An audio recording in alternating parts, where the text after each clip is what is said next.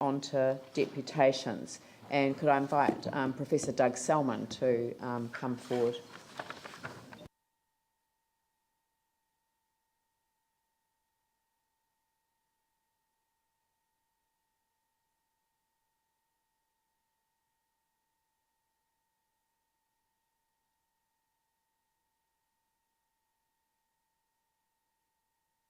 Thank you. Welcome. So over to you. You've got 10 minutes to address the meeting. Well, thank you very much for the opportunity of coming in and speaking to this call for action on alcohol. I'm Doug Selman. I'm a Professor of Psychiatry and Addiction Medicine at the Christchurch School of Medicine down the road here. I'm the Director of the National Addiction Centre, which is venue there. I've been a practising psychiatrist for 30 years, and the vast majority of that has been in the addiction treatment field. I'm a medical spokesperson, one of five, of a group called Alcohol Action New Zealand, a medically led advocacy group, and it's Alcohol Action New Zealand which is in behind this call for action on alcohol. I do drink. I see alcohol very similar to ice cream. It's not particularly good for the body, but it's pretty good for the soul, and should be taken perhaps, it needs to be taken carefully. And some people choose not to eat ice cream or to drink alcohol. I happen to be an alcohol user. Now, the call for action on alcohol is essentially a vision to try to work towards halving the harm from alcohol in New Zealand. That's what it's all about. As long as we've got alcohol on the planet, we're going to have harm. So we're not going to get, unless we get rid of alcohol, which is a bit like saying we're going to get rid of water. Alcohol is with us, it's with our species, it's helped our species early, and it's going to be here to stay. So we've got to manage it better. And when we think about the harm, its reach is enormous. When you think of fights, falls, accidents, road death, family violence, self-harm, suicide, teenage pregnancy, fetal alcohol spectrum disorders, sexual assault, absenteeism, work productivity, chronic disease, particularly cancer, and mental illness and addiction. It's been estimated, the latest estimate that we have of costs, social costs from alcohol in New Zealand is $5 billion. That's the Bill estimate.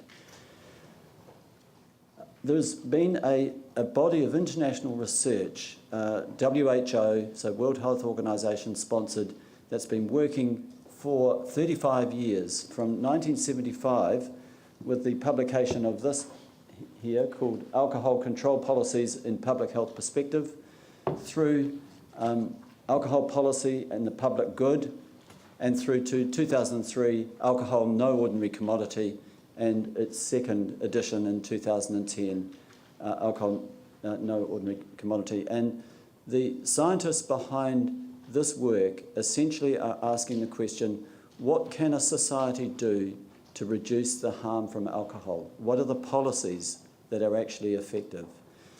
And we in Alcohol Action have borrowed, well, essentially we've taken and summarised this book, Alcohol No Ordinary Commodity, into an easy to remember way of defining the most effective features, and that's called the 5+ solution, which are about pricing, marketing, accessibility, purchase age, and drink driving countermeasures, along with increasing treatment opportunities for heavy drinkers. The Law Commission review examined the evidence behind these conclusions and came to very, not surprising, very similar types of recommendations to the government, and we know what's happened since then, not very much in terms of the things that really count. However, there have been some moves, and the LAP process at the moment throughout New Zealand is looking at accessibility of alcohol. We've just recently had the BAC come down from 0.08 to 0.05 to come in on the 1st of December, so drink driving countermeasures are worked at. The various parliamentarians have looked at purchase age, and that has been gone over so much at the moment, we feel that a pause on that one is required. So we're looking at the two main demand drivers of alcohol, which is pricing and marketing, and have developed a briefing paper which you may have had the opportunity to read, which gives more of the rationale, and have developed a call for action on alcohol to the incoming government of 2014 to progress effective alcohol law reform towards halving the harm from alcohol. And there are two elements to halving the harm in terms of marketing: phase out alcohol advertising and phase out alcohol sponsorship in line with the Law Commission's review over a 5-year period.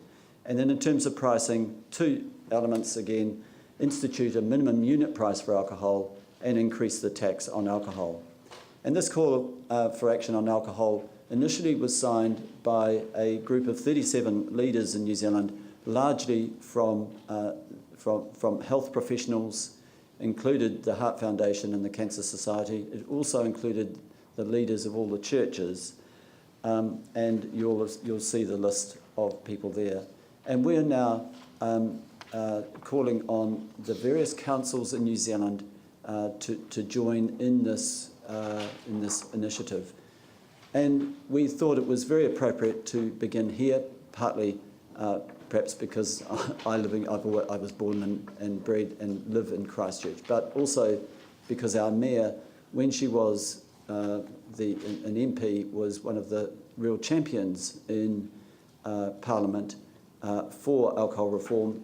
And in fact, Leanne Dalziel was a key person in initiating the initial Law Commission's review at the time of the last Labour government, which, to National's credit, was continued, but not to National's credit was where it ended up, I've got to say. So I'd like to leave it there, and very happy to answer any questions.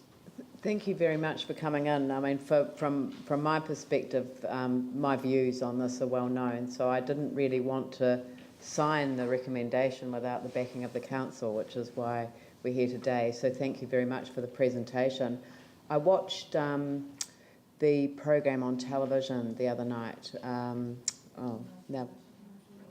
Nigel Latter, and I thought that he captured really the essence of what you're saying, and to have the author of the 1989 legislation, which was the beginning of the problem that we face in New Zealand today, to have him reflect on how that had turned alcohol into an ordinary commodity that we just buy on our supermarket shelves, I thought spoke volumes for where we've come in the last more than 20 years.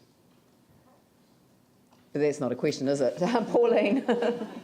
No, it's an incredibly tricky topic, as we all know, but you mentioned that when the age was lowered, and I don't know if it's just my perception, but I felt that that's when things really changed for us, and also when alcohol arrived in the supermarkets, and yet those two things are not really in any of the recommendations. So I'm just wondering if you could perhaps explain. Yeah, both of those occurred in 1999, and they were part of the great liberalisation of alcohol in New Zealand.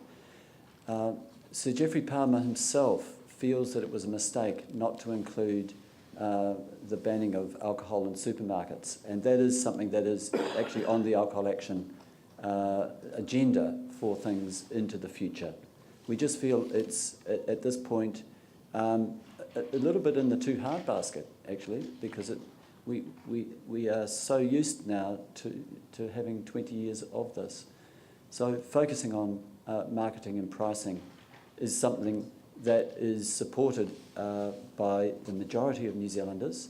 And interestingly, in the program the other night, I thought it was fascinating to see that the majority of New Zealanders back in '89 did not support the liberalisation of alcohol, but it went ahead anyway. And I think that this speaks to the power of the alcohol industry lobby on our government. Yeah. Phil? Thank you, Doug. And I'm really interested in the concept of reduction of harm to our community.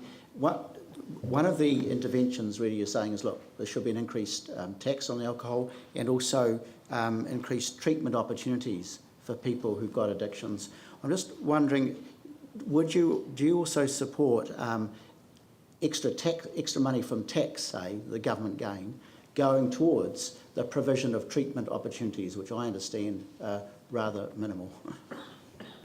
There's a fair amount that does go into treatment at the current time, but it is an area in the health system that is a really still a Cinderella area.